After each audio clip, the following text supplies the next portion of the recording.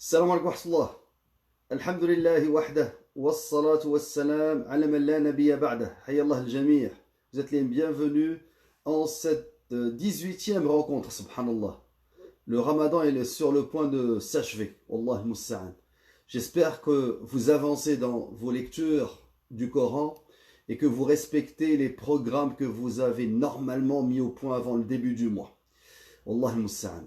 Donc, Inch'Allah, on ne lâche pas, on continue notre lecture, on continue de vivre avec le Coran, subhanallah. Parce que vivre avec le Coran, Wallahi fihi ladha, il y a, subhanallah, je dirais, tout, subhanallah, un plaisir à vivre au diapason du Coran.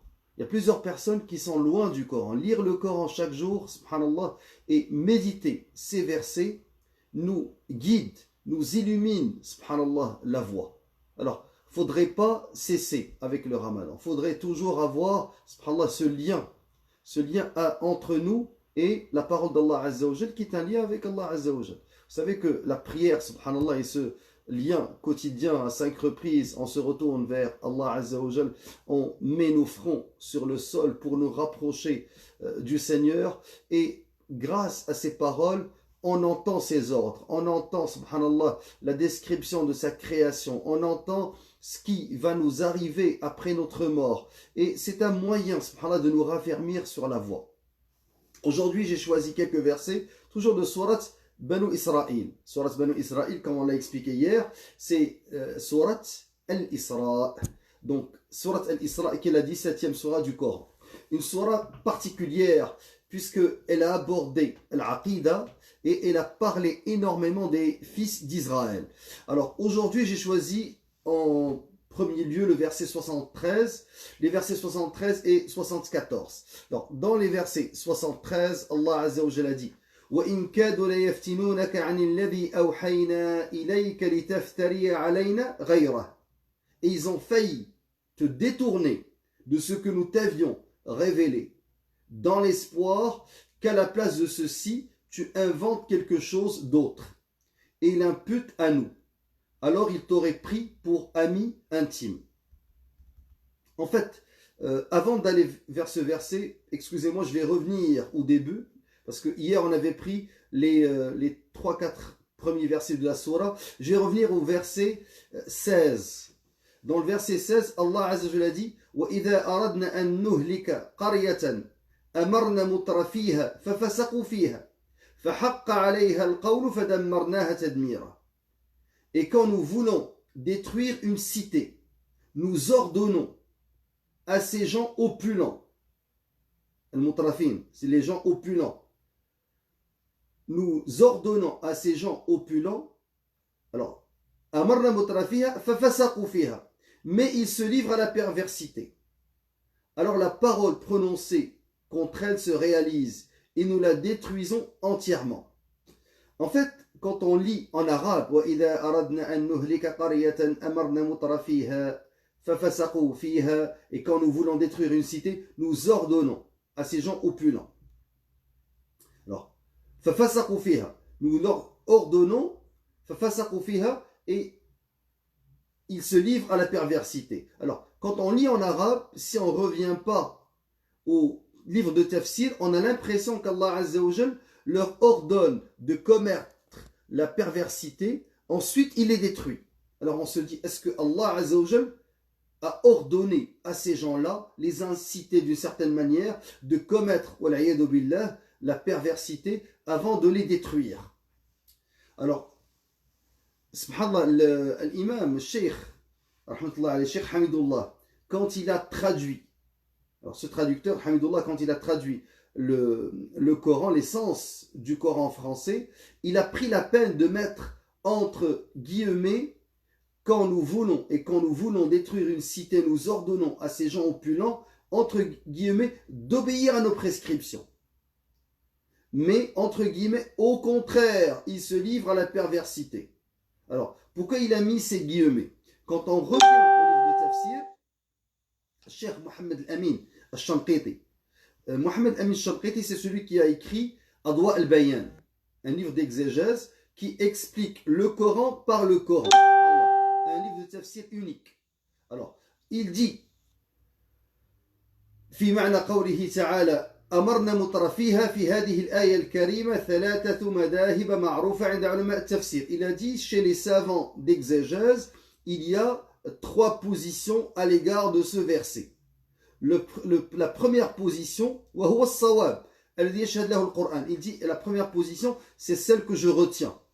وعليه جمهور العلماء. C'est ce que la majeure partie des savants adoptent comme explication. Il a dit وعليه جمهور العلماء أن الأمر في قولنا أمرنا وإذا أردنا أن نهلك قرية أمرنا هو الأمر الذي هو ضد النهي وأن متعلق الأمر محذوف لظهوره والمعنى أمرنا مترفيها بطاعة الله وتوحيده وتصديق رسله وأتباعهم فيما جاءوا به. Ça veut dire quoi cela? Ça veut dire que, et quand nous voulons détruire une cité, nous ordonnons à ces gens opulents, il y a une ellipse. Hadf. C'est quoi l'ellipse? C'est une figure de style par laquelle l'locuteur, celui qui parle, qui est en l'occurrence ici Allah Azza wa Jal, omet intentionnellement, enlève un mot ou une expression dans la phrase.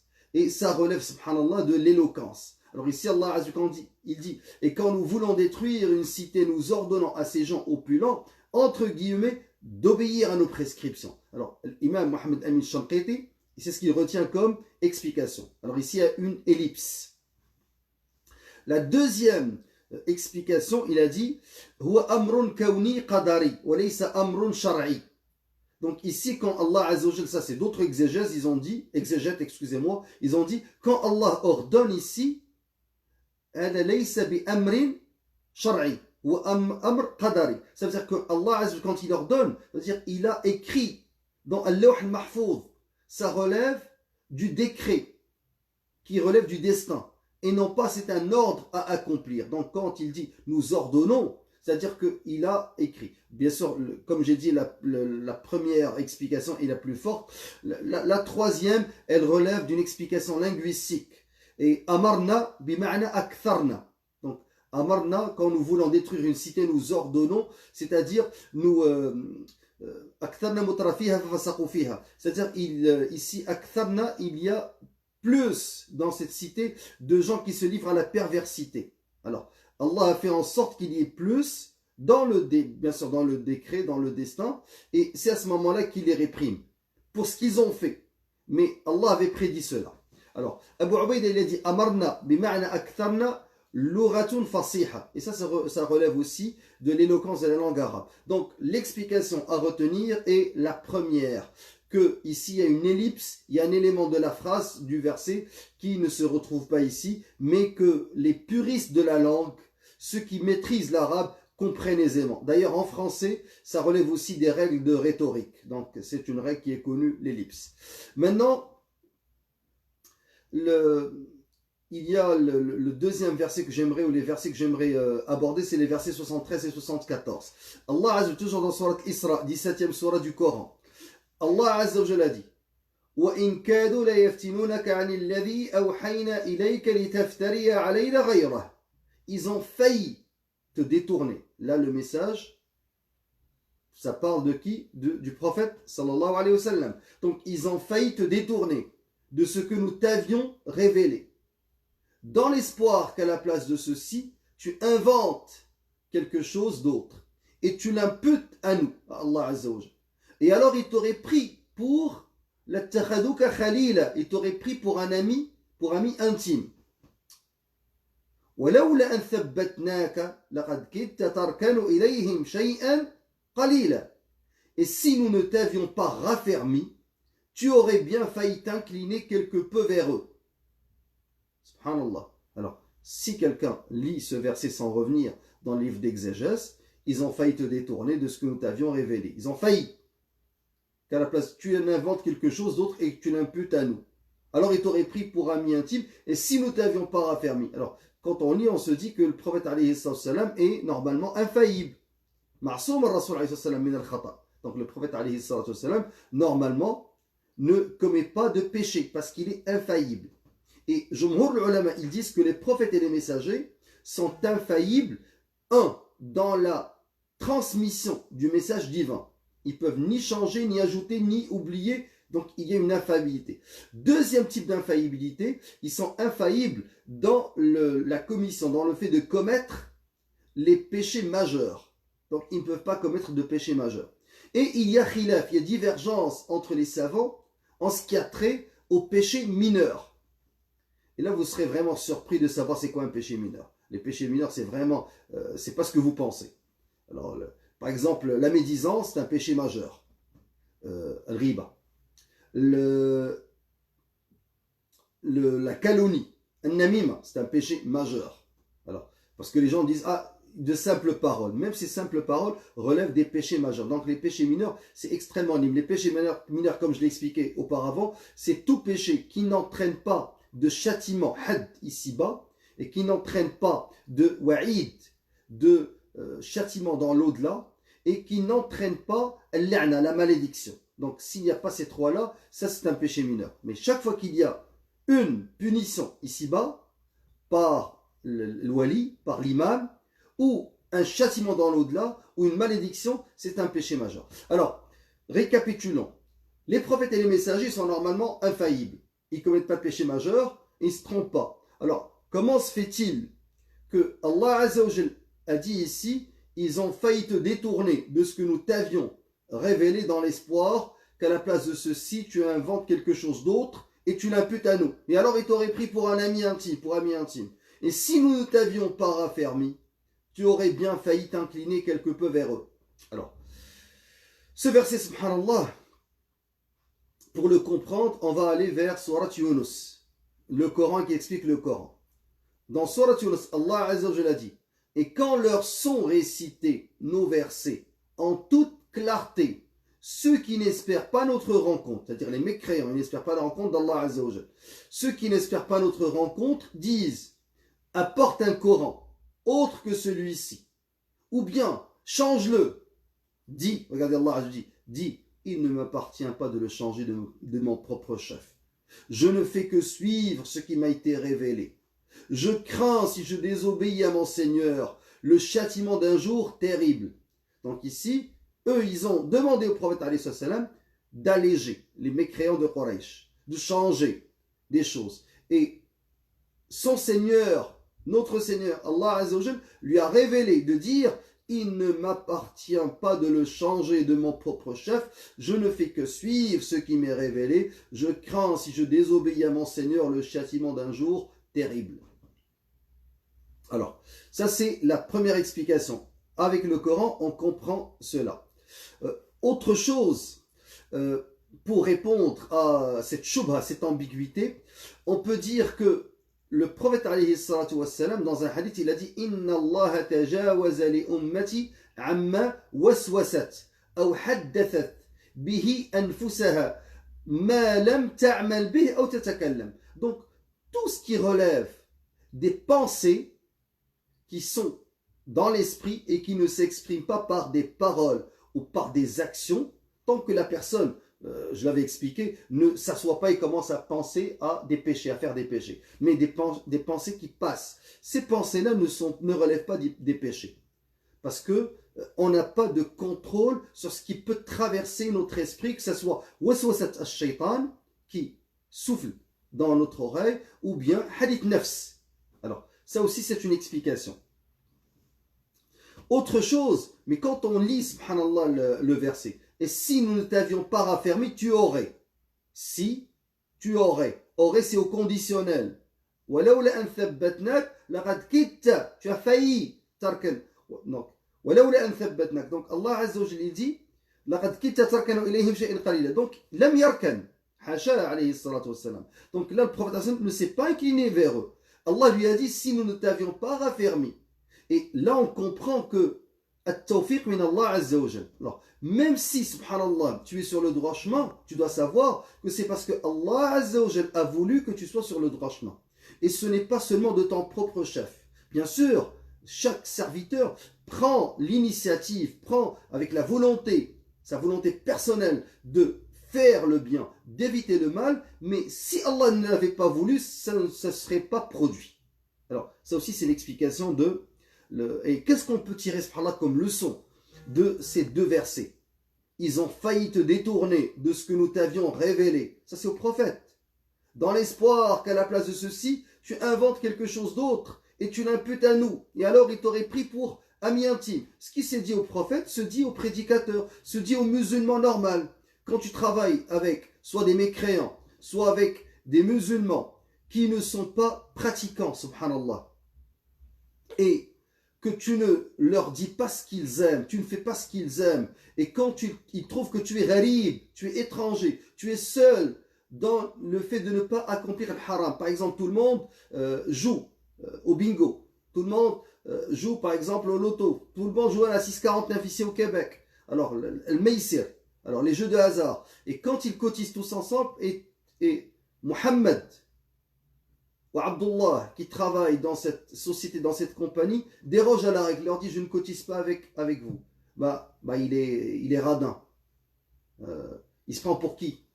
Il est dans son coin, et les problèmes commencent, c'est normal. Ou bien quand c'est le party de Noël à la fin de l'année et que tout le monde est invité et que l'alcool coule à flot et que subhanallah la mixité est là et que le musulman ne veut pas participer à ces rencontres parce qu'il ne croit pas en Noël et il ne croit pas dans ce caractère erroné de la divinité de Jésus, de Isa alayhi salam. Il aime Jésus, Isa alayhi salam, comme prophète et messager, comme fils de Marie, et non pas fils de Dieu. Alors, quand il découvre cela, il se dit, ah, il n'est pas comme nous, il est différent. Et les problèmes commencent. Alors Allah, il dit, ils ont failli te détourner de ce que nous t'avions révélé, dans l'espoir qu'à la place de ceci, tu inventes quelque chose d'autre, et tu l'imputes à nous. Et alors, il t'aurait pris pour ami intime. Donc, il t'aurait pris pour ami intime si tu avais changé ou si tu avais, subhanallah, suivi ces gens-là dans leur égarement. Mais si tu suis le droit chemin, si tu ne changes pas, c'est normal, c'est évident qu'ils ne vont pas te prendre pour un ami intime et qu'ils vont te persécuter, qu'ils vont, subhanallah, devenir même des ennemis avérés. Alors, ça c'est parmi, subhanallah, les leçons qu'on peut tirer. Alors, et imaginez, si c'est valable pour le prophète alayhi salatu wassalam, qu'en est-il de nous? Alors, nous avons tous besoin, nous avons tous besoin qu'Allah Azza wa Jal nous raffermisse. Alors, personne ne peut prétendre que seul il va être capable de continuer sur le droit chemin s'il n'y a pas ce raffermissement divin d'Allah Azza wa Jal.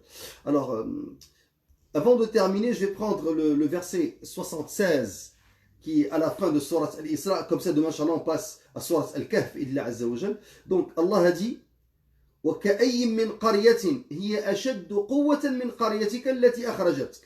Donc, excusez-moi, le 76, c'est pas ce verset. 76, c'est quand Allah Azza wa Jal a dit